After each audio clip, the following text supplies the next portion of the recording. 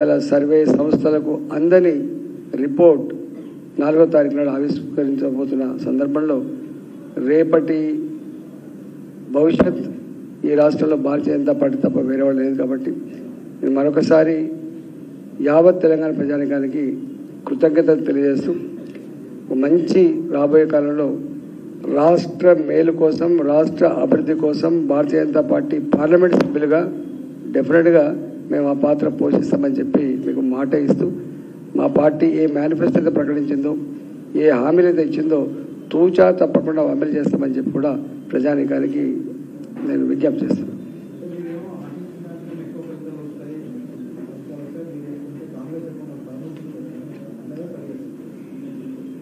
Question raise కాదు, తెలుస్తే కదా elections అయిపోయినాయి, ఇంకా ఇప్పుడు ఆర్గ్యుమెంట్ పెట్టేది నాకే లేదు.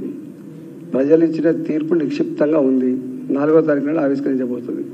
గంటనే కేసీఆర్ గారు కూడా మాట్లాడాడు, మొత్తం 12 సీట్లు వస్తాయి, నేనే ప్రధానమంత్రి అవుతాను. మాటలు వేరు. నిన్న ముఖ్యమంత్రి రేవంత్ రెడ్డి గారు స్వయంగా అన్న మాట ఏంటంటే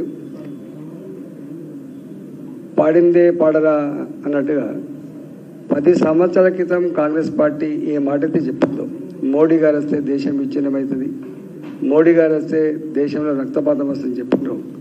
ఇవన్నీ కాంగ్రెస్ పార్టీ యొక్క నీచ రాజకీయాల గురించి 10 సంవత్సరాల మోడీ గారి చేతినే సజీవ సాక్ష్యం కదా.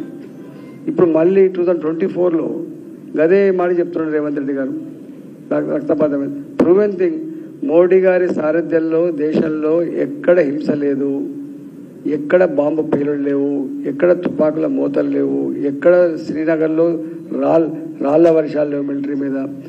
ఇంత గొప్పగా ప్రపంచ చిత్రపటం మీద దేశ ఔన్నత్యం దేశ గౌరవం గొప్పగా పెరిగింది ఈ 75 సంవత్సరాల చరిత్రలో మోడీ గారి పీరియడ్లో అయింది కదా.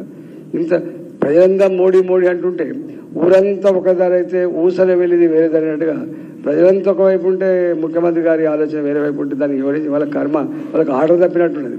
వాళ్ళకి ఖాళీ తప్పి మాట్లాడుతుంది తప్ప ఖాళీడు కాదు. వాళ్ళకి డెస్పరేషన్లో ఉన్నారు. అంటే నేను గవర్నమెంట్ ఉండంగా ఇన్ని కోట్ల రూపాయలు ఖర్చు పెట్టంగా ఇన్ని హామీలు ఇవ్వంగా నాకు కాదని భారతీయ జనతా పార్టీకి ఇన్ని సీట్లు ఎక్కువ వస్తాయని చెప్పి అనుకుంటారు. రేపటి భవిష్యత్ అతి తక్కువ కాలంలో ప్రజల దృష్టిలో పలచబడ్డ ముఖ్యమంత్రి ఎవరైనా ఉన్నారంటే రేవంత్ రెడ్డి గారు మాత్రమే. కాబట్టి రేవంత్ రెడ్డి గారు నేను మాటలే దానికి సజీవ సాక్ష్యం కాబట్టి దానికి 4వ తారీఖు తెచ్చిపోతుంది. మీరు ముఖ్యమంత్రి గారు 14 సీట్లని